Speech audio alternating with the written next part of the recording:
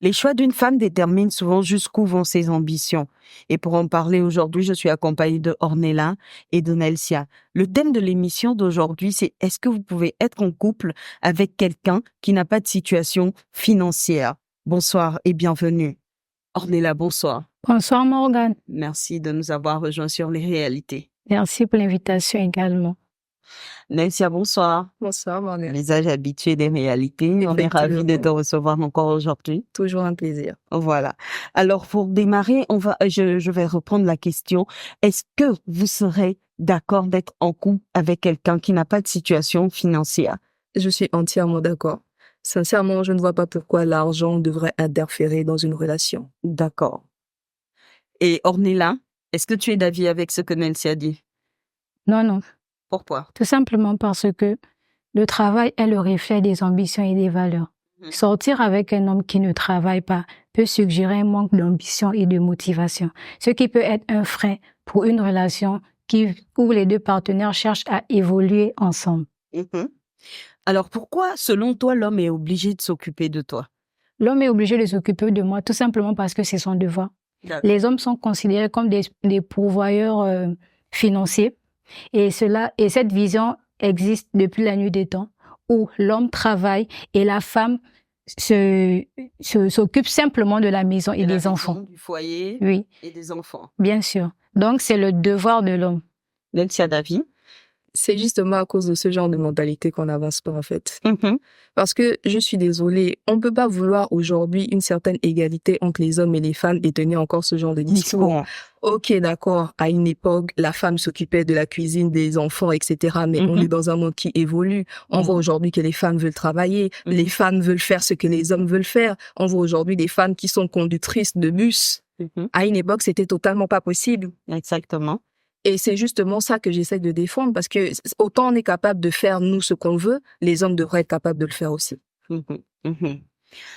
Ornella, est-ce que tu considérais que ta position montre que tu es une femme matérialiste? Si accepter que mon gars s'occupe convenablement de moi ou bien prend ses responsabilités signifie que je suis matérialiste, alors je l'accepte. Tout simplement parce que je ne suis pas censée travailler à sa place. Lui, si je décide de me mettre avec lui et accepter le fait qu'il ne travaille pas, c'est comme l'encourager à être paresseux. Du coup, il doit se lever et aller chercher le bout de pain pour contribuer à l'éducation de ses enfants. Alors, si je te prends au mot dans ce que tu dis, tu n'es vraiment pas capable d'avoir un homme qui ne travaille pas. Mais est-ce que là, les sentiments, tu ne regardes plus les sentiments quand tu fais le choix d'être avec un homme qui n'a pas de situation financière? Oui, les sentiments n'existent pas? Pour moi, je mets le sentiment à côté parce que déjà, je vois mon avenir. Je peux pas accepter d'être avec quelqu'un qui ne me permet pas d'avoir un avenir stable. Du coup, ça me démotive directement parce que je peux pas vivre d'amour et boire de l'eau fraîche. Nelsia, qu'est-ce que vous répondez à cela? La stabilité aussi, c'est l'amour. Je suis désolée, mais l'argent ne fait pas tout. Et puis? Mais l'argent fait le bonheur. Développez-moi ça. Et puis, au final, moi, qu'est-ce que je fais, du coup? Lui, il travaille, d'accord. Moi, qu'est-ce que je fais? Rien. Je me fais entretenir. Oui. Pourquoi ça ne pourrait pas être le contraire aussi? Tu te fais entretenir, c'est vrai. Mais toi, tu as ta part de responsabilité dans une relation. Tu t'occupes de la maison et des enfants. Tu peux pas aller travailler tout simplement parce que tu veux accepter d'être avec ton homme qui ne parvient pas à partir chercher un bout de pain. Mais ça peut être exactement la même chose pour lui. Il peut aussi s'occuper des enfants et des tâches ménagères et toi, tu vas chercher le bout de pain. Qu'est-ce qui t'en empêche? Mais non! On a tous des mains, on a tous des pieds, on peut tous travailler. En fait. Si l'on prend le cas de la religion, il est dit, l'homme quittera son père et sa mère et s'attachera à une femme, ou bien à sa femme. D'accord. C'est déjà un moyen de montrer la responsabilité qu'il a de l'homme envers sa famille. Du coup, si tu me dis que tu vas accepter de te mettre avec un homme parce que toi, tu te mets devant pour aller chercher le bout de pain, je dirais vraiment que tu es insensé. Mais si je suis ta logique, par exemple, si je suis ta logique, Ornella, ça veut dire que, en fait, tu peux faire des études, tu vas à l'école, tu apprends, mais au fond, tu peux accepter d'être une femme au foyer et laisser tout ce que tu as parcouru pour travailler. Ben non. Parce que tu veux que l'homme t'entretienne. Ce que je veux dire par là, c'est que mon argent ne l'appartient pas. C'est mon argent. D'accord. Je travaille ça. Mais il ne doit pas regarder cela. Parce que plus il va regarder que je travaille et que j'ai de l'argent, ça va l'empêcher, ça va le démotiver de me donner ce qu'il doit réellement me donner. Nelson. En fait, je vais reprendre sa phrase. Oui. L'homme quittera son père et sa mère pour s'attacher à une femme. Oui. Ça veut dire que c'est l'homme qui vient me retrouver. Bien sûr. Mais nulle part il est écrit que c'est lui qui doit subvenir à tous mes besoins. Il vient me retrouver. Donc, il vient me retrouver dans ma situation. En fait. Pourquoi c'est lui qui devrait la changer? Je ne vois pas l'intérêt. Il la change tout simplement parce que c'est son devoir. Tu reviens beaucoup sur le mot devoir, etc. Mais aujourd'hui, c'est quoi le devoir? Parce que tu parles de l'époque où justement l'homme était considéré comme le pilier de la famille, le patriarche, etc., etc. Aujourd'hui, la tendance a changé. Aujourd'hui, la femme veut faire des choses. Aujourd'hui, la femme veut se montrer. Aujourd'hui, la femme veut travailler. Donc, pourquoi l'homme ne serait pas capable de rester aussi à la maison? Au bout d'un moment, il faut arrêter de mettre les hommes sur un piédestal. Ils ont aussi des sentiments. Ils ont aussi, je sais pas, ils ont cette capacité, en fait, ces émotions, comme nous, en fait, totalement. Donc, pourquoi nous, on devrait avoir le droit de bénéficier de leur argent jusqu'à même, on les force à aller travailler parce que nous, ils doivent subvenir à nos besoins et ça ne peut pas être le contraire. Vous pouvez partager les charges lorsque vous êtes en couple. Vous aussi, vous pouvez prendre soin de votre homme. Bien sûr que déjà dans une relation, il y a ce qu'on appelle partage des responsabilités financières. D'accord. Du coup, si lui déjà, il ne travaille pas, cela peut déjà même causer un déséquilibre financier. Du coup, je serai la seule à vouloir m'occuper non seulement de moi, mais aussi de notre progéniture, chose qui n'est pas déjà normale. Mais est-ce que la situation financière d'un homme peut être un indicateur de capacité à prendre soin d'une famille? Il peut prendre soin d'une famille même s'il n'a pas de situation financière. Il y a ceux qui n'ont peut-être pas un travail, mais qui vont se battre et chercher. Il y a des hommes qui ont fait des formations, par exemple, et qui dans bientôt vont trouver un travail. Donc, qu'est-ce qui me garantit que un homme qui a fait sa formation, qui a un métier et qui dans bientôt va travailler? Vous pouvez pas être. Nous ne sommes pas dans l'élan où je dois l'aider à parvenir. Nous sommes dans l'élan. Vous ne pouvez pas aider un homme à parvenir à ses ambitions, en fait. Vous pouvez pas vous mettre en Nous sommes dans l'élan où il a cette responsabilité-là. D'accord. De prendre soin de moi. L'aider à parvenir ne veut même pas partie de mon vocabulaire. Ok. Parce que je veux toujours revenir là-dessus. C'est son devoir, c'est pas mon devoir. Je l'aide juste, je peux l'aider, mais je suis pas dans l'obligation même de le faire. Nelsia. Donc, vous sentez que sans situation financière, vous pouvez y parvenir, vous pouvez y arriver avec un homme qui ne travaille pas. Mais le regard de la société sur ce type de relation, comment vous gérez ça? Comment vous gérez le fait que ce soit juste vous qui travaillez, par exemple, et que votre homme ne travaille pas? Déjà, tu as parlé du regard de la société. Moi, j'estime que la relation, c'est nous deux. D'accord. Si nous deux, on s'est mis d'accord, je ne vois pas pourquoi ce que disent les gens dehors, ça va m'affecter. Je pars du principe que peut-être tu es dans une mauvaise phase. Peut-être tu as vécu un traumatisme. Je ne sais pas. Et les raisons peuvent être vraiment multiples au fait que tu décides de ne pas travailler. On peut s'asseoir, en discuter, c'est la moindre des choses. Autant l'homme est le pilier de la femme, autant la femme est le pilier de l'homme. Ça va dans les deux sens. On s'assoit, on discute. Donc, tu penses que les valeurs et les objectifs communs sont plus importants que la situation financière dans une relation? Oui, totalement. On est là, selon ce que Nelsia a dit, elle dit que selon elle, un homme, elle peut garder sa situation stable même si son homme n'a pas de situation financière.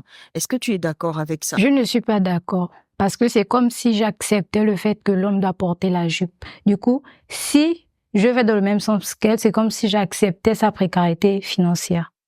Nelsia? Oui. Accepter sa précarité financière, un bien grand mot. Effectivement. Donc, dans ce mot, le sens. Mais la vision des choses ne voudrait-elle pas qu'on aille dans son sens? Pas du tout. Et pourquoi? Parce que, comme je le disais, on a évolué. On a évolué, ce qui fait que les hommes ne recherchent plus que des femmes qui sont capables de nettoyer, de faire la cuisine. Les standards aussi ont évolué.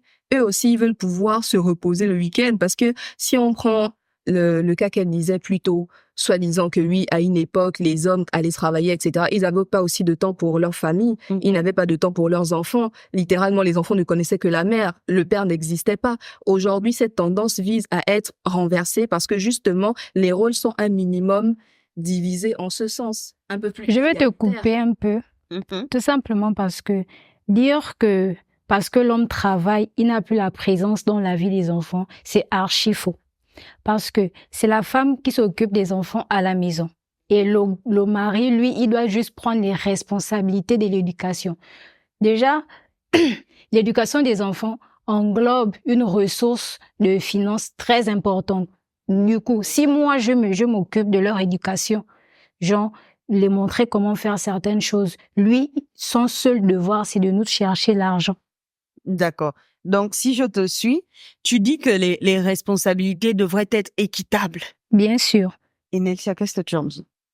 J'en dis que c'est équitable seulement si on fait en sorte que ce soit équitable. On part du principe que c'est l'homme qui doit ramener la nourriture, que c'est l'homme qui doit ramener l'argent à la maison, etc. Mais est-ce qu'on pense un peu aux besoins émotionnels des enfants? C'est pour ça qu'on a des enfants qui sont littéralement, je ne saurais même comment les qualifier, parce qu'ils n'ont pas eu une vraie présence masculine à leur côté au final. Ils ne connaissent que la mère. C'est la mère qui leur dit de ne pas faire ci, de ne pas faire ça. Ça aurait plus de poids si c'était le père. Et le père n'est jamais là. Dans ce cas, comment on fait? Le seul exemple que l'enfant peut prendre sur le parent, c'est qu'il ait un travail stable. Du coup, ça peut être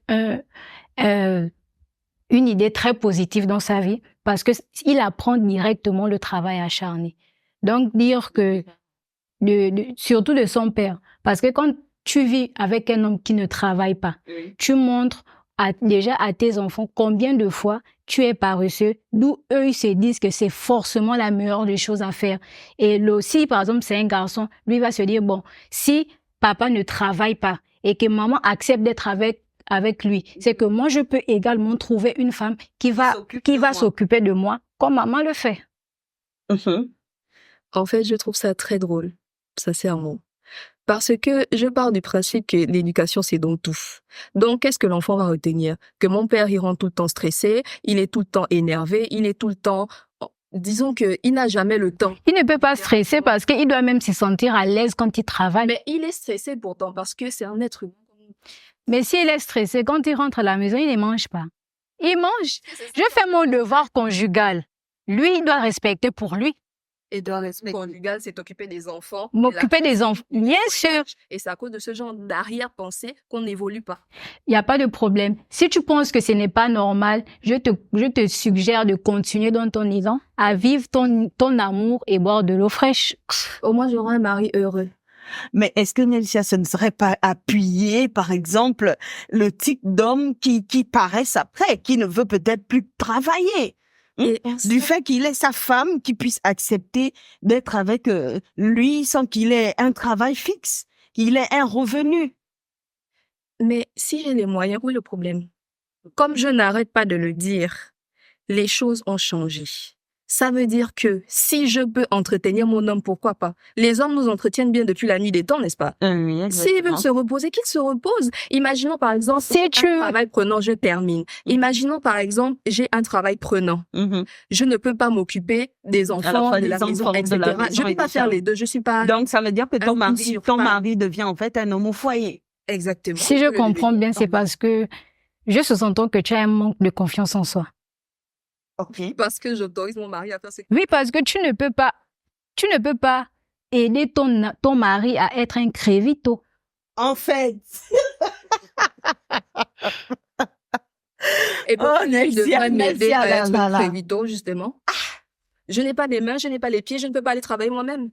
Mais bien sûr, tu peux travailler. Non, je ne... À évoluer, et ça ne peut pas aller dans les deux sens. Juste que toi, tu l'aides dans le mauvais côté. Tu l'aides à être un homme au foyer, pas à être un homme battant. Donc, c'est parce qu'il est homme au foyer que ce n'est pas un homme battant. Bien sûr, parce que là, vous avez juste échangé des rôles. Tu deviens l'homme, il devient la femme.